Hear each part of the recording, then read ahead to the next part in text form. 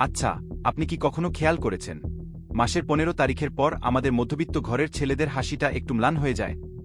বাজারে গিয়ে দরাদরি করা, বন্ধুদের আড্ডায় পকেটে হাত দিয়ে হিসাব মেলাতে না পারা, আর মাসের শেষে একটা পারফিউম কেনার শখটা বিসর্জন দেওয়া, এগুলো আমাদের নিত্যদিনের গল্প।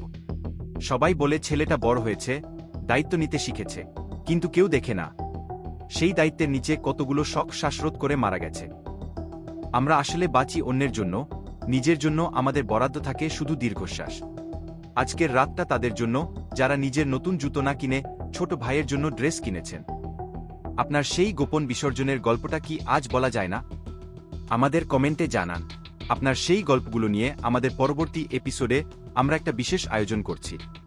আপনার ত্যাগ অন্য কারও অনুপ্রেরণা হতে পারে। আগামীকালের গল্পটা আপনার না তো?